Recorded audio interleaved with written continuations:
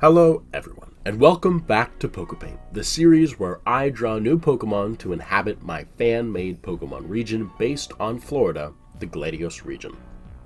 And of course, if you're watching this on the day that it comes out, Merry Christmas. For the past few years that I've been doing YouTube, I've made it a point to schedule one of my uploads on Christmas Eve, so that you all can have a sort of Christmas gift of sorts from me. And I believe that you'd all agree that there would be no better gift for you all than another episode of Poképaint. Digging through my list of ideas for Pokemon episodes, I choose what I thought would become a bit of a beefier episode, with room for more than one or two new Pokemon lines. No, today I'm going to introduce to you a whopping 4 new Gladian Pokemon. Well, 6 if you count their evolutions or alternate forms. All bound together by a shared theme of having unique type combinations. With the fact that Pokemon can have up to 2 types, it stands that there is a variety of type combinations that can be had. And though the Pokemon Company has been seemingly ticking off the boxes to slowly introduce every single combination, there are still a few combos that have no Pokemon to represent them. Looking on the Pokemon database website, there are a few type combinations that go unused entirely, and a few that are only used by alternate forms of existing Pokemon. Of the ones available, I chose Bug and Normal, Grass and Electric, which is only used by Rotom Mow, which, come on, that barely counts. Poison and Psychic, which up until recently was filled by 2 Pokemon.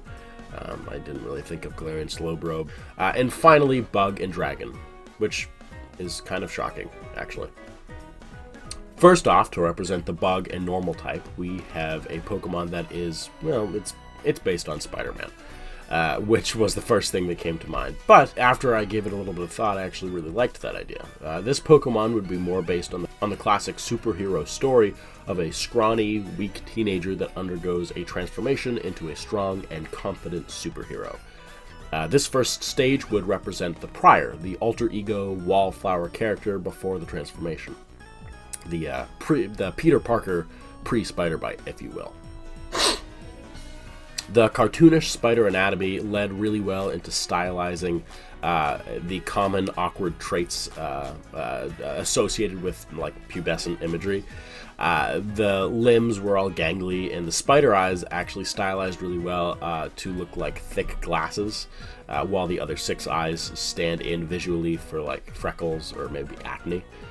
The buck teeth, bowl cut, and bow tie were made to further represent these youthful, awkward, nerdy traits. The color palette of yellow and blue actually is relatively unique to this form in the evolutionary line, as it references the yellow and blue the Peter Parker of the original comics wore in the 60s. The evolution method would be the main gimmick of this Pokemon, to reference the stereotypical story of the science experiment gone wrong creating the superhero. It would evolve after it levels up in battle when it is currently poisoned. Arakid, the wallflower Pokemon. Of all the Pokemon that can be naturally found in the Gladios region, Arakid may very well be the meekest among them. Rarely chosen as a Pokemon worthy of a trainer's team, Arakid hide in thick tree patches and between buildings in more populated areas in order to avoid combat. Up until recently, they were thought to be a weak single-stage Pokemon. That was until it was discovered that this Pokemon could unlock a strong and mysterious evolution through a science experiment gone wrong. First off, the evolution loses the unique type combination and becomes a bug and fighting type. And yeah, I know that no longer gives it a unique combo. However, after due consideration, fighting made way more sense as a secondary type. Of course, I took inspiration from Spider-Man with this, especially in the color palette. But in form, I took a broader interpretation of the stereotypically manly superheroes of the 60s. There's some Superman, some Captain America, some Batman, and even a little bit of Mr. Incredible, which, yeah, isn't a comic book hero or a 60s hero. However, the style of the Incredibles takes obvious inspiration from the 60s, and I think is supposed to take place in the 60s. Anyways, there's also a smidge of more Japanese-inspired heroes in there, like Kamen Rider and the Power Rangers. While the eyes, of course, resemble Spider-Man's lenses closely, the facial markings represent the cowl look that a lot of superheroes have. I used the pose and facial expression to illustrate its change in personality, going from awkward and fearful to confident and cavalier, like the more one-note superheroes in a classic Saturday morning cartoon. The shiny color palette references the Spider-Man villain Green Goblin, and I guess a little bit of Joker and classic Lex Luthor by association. And actually the idea of a goblin villain Pokemon gave me a great idea for an evil team Pokemon, but I won't get into that now. The name Heracrobat is a combination of the words hero, arachnid, and acrobat. Heracrobat, the heroic Pokemon and the evolved form of Arachid. A scientific experiment gone wrong is what initially led to the discovery of this Pokemon. Once weak and cowardly as Arachid, it is transformed by a toxic compound of poisons that mixed with its unique physiology to create a super-powered Pokemon. Pound for pound the strongest of any Pokemon, it can lift hundreds of times its own body weight, and rivals the pure destructive power of Pokemon like Machamp. Their tough natural armor makes them near impenetrable, and their springy limbs help them leap tall buildings in a single bound. The next Pokemon would represent the Grass and Electric type, though only in one form. The first thing that I thought of for some reason was the idea of an Anole, and how they are lightning fast, and that could represent the Electric type in a more subversive way.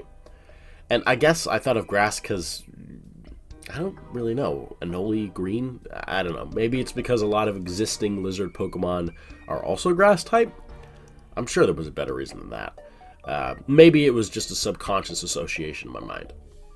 The concept for this Pokemon would be that it would act like the concept of this Pokemon that it would act sort of like a battery. When it was full health, it would be its full power form, where its speed stat would be incredibly high, whereas if it drops below half health, it would become its low power form, whose speed stat would drop dramatically and be supplemented by a boost in physical defense and attack, to keep the overall BST the same. This whole idea was based on the fact that when some species of Anole become sick, they will become brown like a wilting leaf. Oh, maybe that's why I thought of the Grass type. The low power form also references how Anoles can lose their tail as a defense mechanism, but it will take them a lot of energy to heal it back, so a lot of real-life Anoles go into a sort of recharge period when they're healing. This low power form would be a Grass and Dark type, dark to represent how it has low power. The lights have gone dark, so to speak. There is also some vague race car imagery in there in order to illustrate its speedy concept, as the eyes are reminiscent of classic pop-up headlights in really old sports cars, and their markings are reminiscent of racing stripes. The name is a combination of Anole and Voit, which is their scientific name from the 1800s, as well as Volt. Anavolt, the nimble Pokemon. Anavolt are numerous in the Gladios region. Their bright yellow tails act like generators, creating energy as they run. If thunder can be heard on a clear day, it is likely the sound of an Anavolt breaking the sound barrier as it runs. If they feel tired or are sick, their body will switch into a hibernation-like state where they will become incredibly slow to preserve their power. However, their defenses are heightened for the Pokemon's protection. If you pull on its tail, it will pop off like an electrical plug in an outlet. This is a defense mechanism, and if it happens to your Anavolt, you can simply plug it back in. The Pokemon that would represent the poison and psychic type would be based on a lesser-known type of worm called the hammerhead worm. Originally from Southeast Asia, they have become invasive in the southern parts of the United States. They have a unique ability to shoot out their esophagus onto prey. With that ability and their kind of bizarre look, I knew that this would inspire a very unique Pokemon. I was careful not to let it resemble Hibiscus too much, as I was painfully aware of how the only two poison types I have in the region so far, well, besides for our grass starter, were Serpentine in form, and I didn't really want to make them feel too related. Fortunately, the personalities seem to starkly contrast with one another, where Hibiscus is more reserved, my Hypoxic, is more outwardly aggressive to show off the aggressive characteristics of the real-life animal. I was also further able to differentiate between the two with the colors, as the palette here was both made to represent the trippy colors of the real-life creature and also represent the sort of psychedelic look that I would want my poison and psychic type to have. The name Hypnoxic is a portmanteau of hypnosis and toxic. Hypnoxic, the Psyworm Pokemon. Though not natively from the Gladios region, the Pokemon Hypnoxic has recently been discovered here. Using their barbed tongue, they can shoot at range. They can inject their foe with an incredible concoction of venoms that leave the opponent sick, confused, and in rare cases, paralyzed. They capture prey by poisoning their target and then hypnotizing it using the bright patterns on their head. Catching this Pokemon is actually highly encouraged by the Pokemon League of Gladios, as an unchecked Hypnoxic can completely destroy an environment, and there are places that hold annual Hypnoxic catching contests. The final Pokemon of the day would represent the Dragon and Bug type, and unlike the last Pokemon I did, I actually wanted to draw a comparison to an existing Gladian Pokemon in making a rival or enemy Pokemon for Fire Ant. This Pokemon is based on an antlion, which is a type of bug that builds a pit that it buries itself at the bottom of, where it sits and waits for ants to drop in. These pits are built in such an angle to where their prey can't really escape. It was important to make Carnabask look different from existing antlion Pokemon, as Trapinch is also based on antlions. In order to do that, I more faithfully adapted the bizarre-looking bug into the Pokemon's style, while also taking inspiration from both the half-buried body of Diglett and the head shape of a Galar region Fakemon that was created in early 2019. Carnabask's name is a combination of the words carnivore, bask, referencing how it lays under the sand, and basilisk, a type of serpentine dragon. And I'm actually sort of in love with my final version of Carnabask. It may be my favorite Gladian Pokemon to date.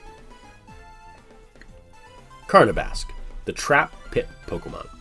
A rare find in the Gladios region, Carnabasks spend most of their time underground. Tunneling through the earth with their razor-sharp mandibles, they construct massive sand pits where they lay in wait for their prey to come by. The angle in which they build their pitfall traps prevents their foes' escape. They are sworn enemies with the Fire Ant line and its evolutions, who are its favorite snack. So here are the Pokemon of Gladios with new and unique type combinations. And I guess the Slothal line would also fit into this list, as it also has a unique type combination, so I don't know, I guess I'll throw it in there. My final thoughts here is that they're all pretty weird. And that actually makes them probably my favorite set of Gladios Pokemon that I've made to date. Tell me which one of these Pokemon you would add to your team in the comments below. And with that, I can sort of bittersweetly say that this is my last video of 2023. With only a week left in the year, don't worry, you won't have to wait very long for 2024. I'm sort of a terrible YouTuber because I never plug my own stuff, so since this is my last video of the year, and I want to be better about this next year, check out History of the Future, my sci-fi fantasy world-building series, as next year there will be a lot of exciting entries in the series. For you Poképaint fans, if you want to get into it, I would recommend the first part of my Tau Ceti Aliens, as it's sort of paced like a Poképaint episode. Check out my other social medias. I have an Instagram that I need to get better about posting on. I have a Discord where like-minded fans talk about their own creations with each other. It's a really great community. I post most of my art on my DeviantArt, and if you would like to access the John Machine videos a day or more early, you can support me over on Patreon. I think that's all.